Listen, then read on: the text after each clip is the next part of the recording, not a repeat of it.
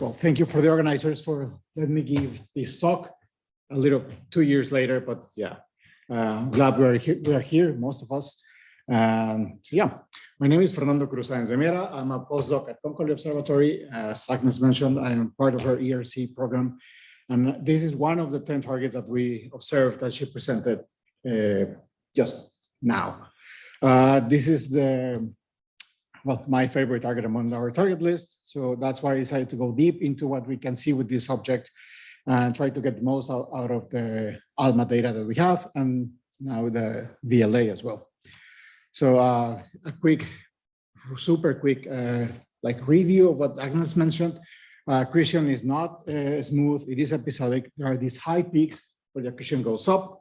The mass accretion rate goes up by a few orders of magnitude from 10 to the minus 8, 10 to the minus 4 on average. There are two types, FURs, which are more powerful and last longer, and then the XORs, which are a little less powerful and they last a few months up to a year, kind of.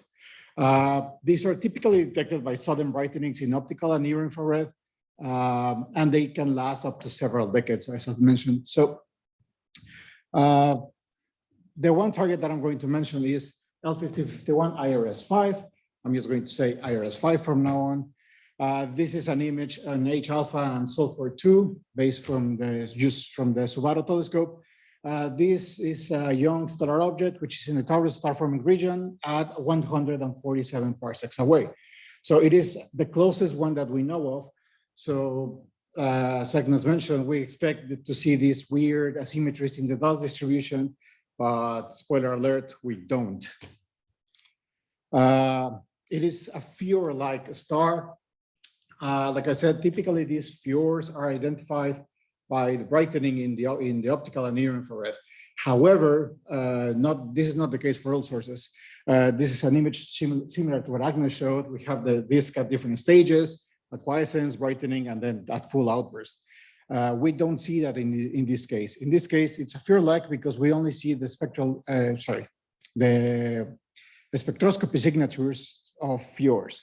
So Connolly and Rayworth in 2018 observed all the known FURs, and they used the characteristics of the three classic ones to define a family of spectroscopic features that if you have these, then your star is a FUR-like object. If you did not see the outburst. If you see the outburst, then it's a bona fide FUR. Nice. So this star has a few of these. It doesn't have all of them.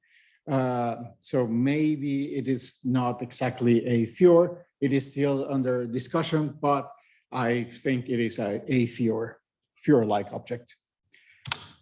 So part of the results in the continuum, just to give you some numbers, like I said, we did not see the details because the disks are extremely small. Both disks are around or less than 10 AU.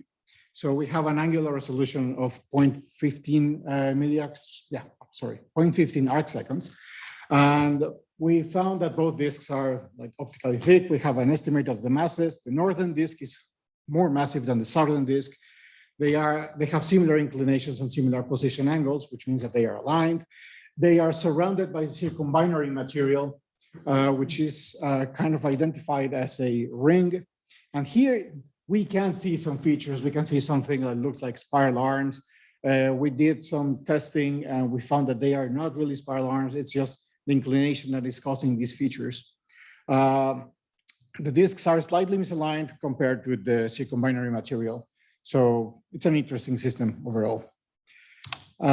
So the chemistry that I'm going to do. So I was checking the continuum channels. If you know ALMA, you have to choose a continuum to remove this and then get the CO lines. We have CO. So there I found a few bright pixels. Turns out that they were molecular lines, so I decided to go deep into it.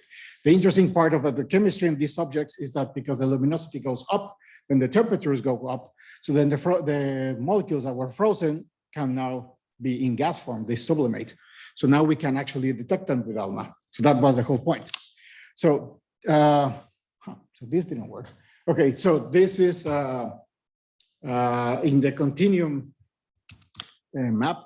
I put up an aperture at the peak of the position, and there I saw the lines were kind of weak. But if we just move outside, because the disks are optically thick, if we move outside, then we can get a better aperture. So this here in the red are the contours of the continuum. The stars are at the blue stars. And then I decided to put the pixel apertures and the green squares. So that we are a little off center where we think, well, the disk is less optically thick. So we get some better lines. So some quick preview of the results. The left-handed side, we have the north disk, right-handed side, the south disk. They both have lines. The north has brighter lines, except for one, which is H2S, and I'll show you later. So they are similar, but at different scales. So H2S is like super extended. It's super strong in both cases. This molecule is typically detected via shocks. So we think that this is shock material that is from the infalling envelope crashing into the circumbinary material and then following its way into the circumstellar disks. But we are not going to talk about H2S. We are going to talk about the comps.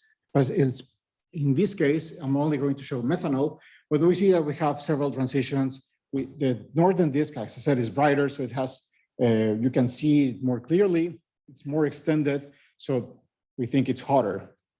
To test whether it's hotter or not, so we took the spectrum and we did some LTE modeling using Cassis, and then we fit the column density and excitation temperature.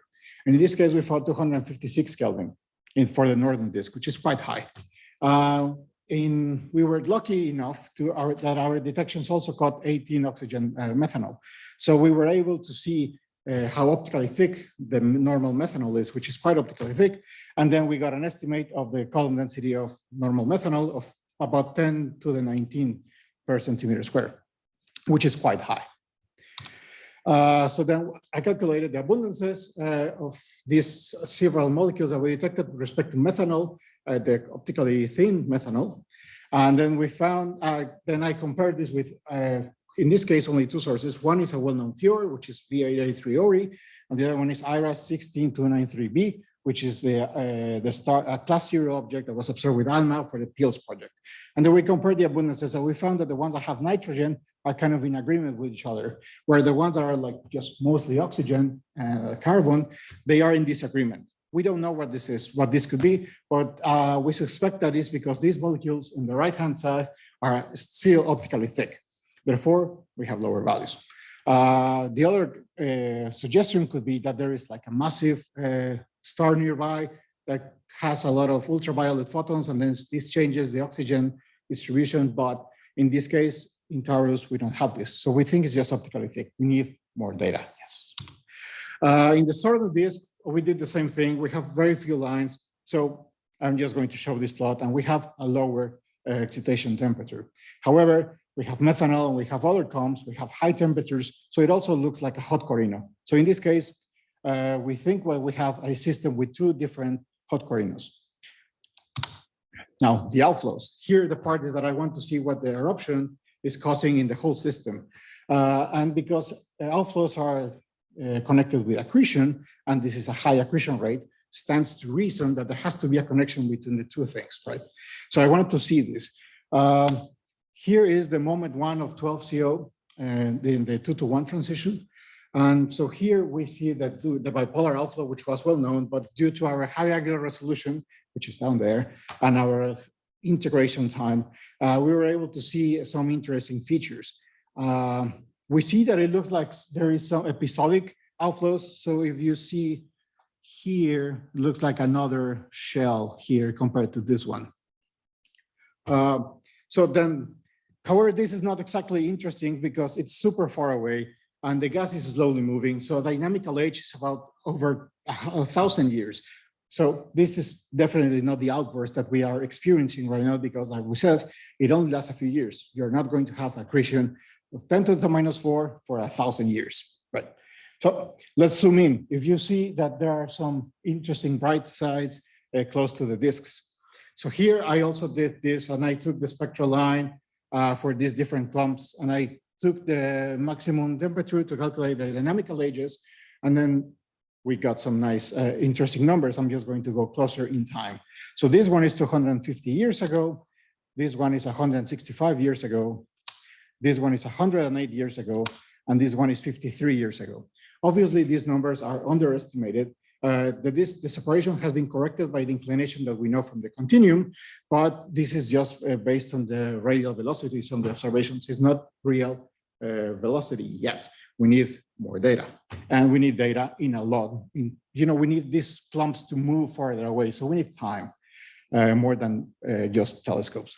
So maybe for our kids or grandkids, they will be able to see this quite clearly. The jets, these are the high velocity parts of the outflows. And for this, I decided to use VLA, Van Dyck's, which is 3 centimeters. So now we're moving farther and farther away from near infrared. But here we would see the excitation material for the jets. So in our observations, we found these under the 2 bright jets. We see some bright clumps. I just put some random labels and I measured the separation between these and the protostars. The position of the protostars was tricky to get because we just see bright blobs there. We don't really know whether we're seeing like bright jets close to the star, or is this the emission from the star? So we had to do some proper motion fitting using data from the 80s until now, and we got some nice estimates. So here are the separation between these different knots to the position of the stars. This is using Briggs 0.5 weighting. But if we just make a uniform map to boost the angular resolution, we can see that in the top panel, we see the normal angular resolution. At the bottom, we see the enhanced one. We lose sensitivity, but we gain angular resolution. So there we can see that these bright clumps can actually be separated into different knots. Specifically, the one in the southern disk, which did not have, remember, this was the weaker one, the less hot one. We see these bright knots here. They are super close to the star. So this might be related somehow to the current accretion outburst. However, like I said, there are a lot of data from past few decades. And in this case, I took different, my colleagues took different snapshots of different epochs of VLA, same band, just different sensitivities because, well, the technical aspect of the VLA has improved, so we can integrate deeper in the same amount of time. So we have from 1994, 1996, 2002, and 2020. So we have time baseline of 26 years. So there we would be able to see the knots moving away. However, because of sensitivity, it's really hard to say whether something is there or not. But the clumps are bright. The clumps are powerful, so we can go and look inside. And there, we see that there are some knots that appear and disappear. In 1994, the northern disk has this knot that is kind of disappears and then appears again, and then disappears again. And in the southern disk, we see some knot on the right-handed side of your image that is starting to appear. If you see in 1994 here, there is pretty much nothing. And in 2020, we see all of this bright thing.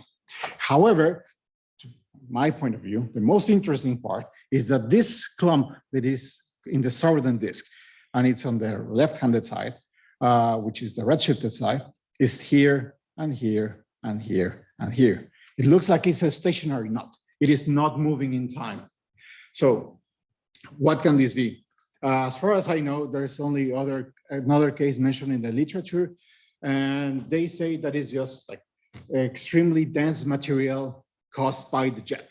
And then the less dense material, I guess, is being thrown out, and that's what we see as the knots. So this is extremely dense, and it's not really moving. So yeah, this is what I have. I didn't write conclusions because I thought I was going to have less time, but yeah, thank you.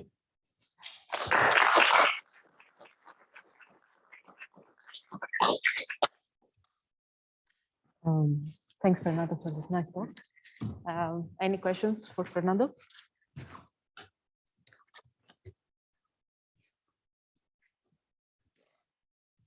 One question. Yeah, thank you. Is there some evidence for precession in the jet? It looked like the knots are not lined up. So can you tell apart whether it's precessing or whether it's maybe jets from both sources? Or?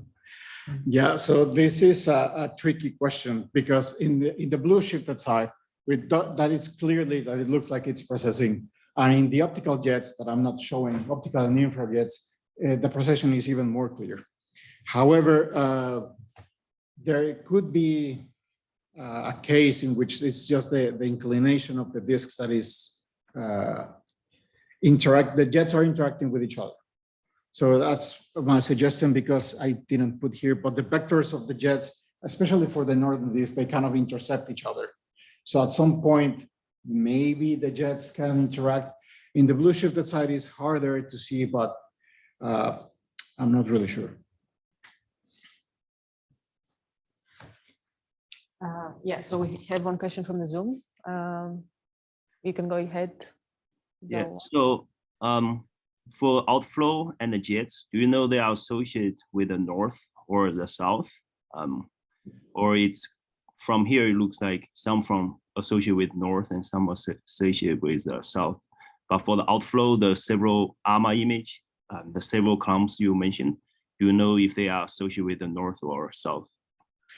So here in this ALMA image, I think my opinion is that the outflow is coming out from the northern disk.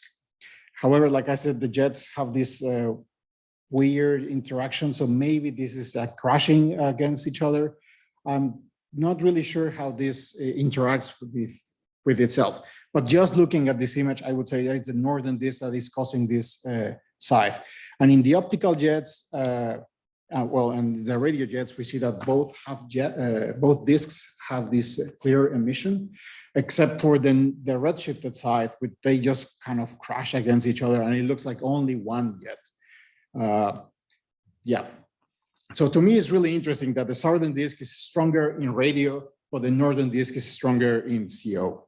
So that to me has to mean something, but I don't know what. Thank you. Any more questions, Fernando? If they're not, we can thank Fernando again. Thank you. Thank you.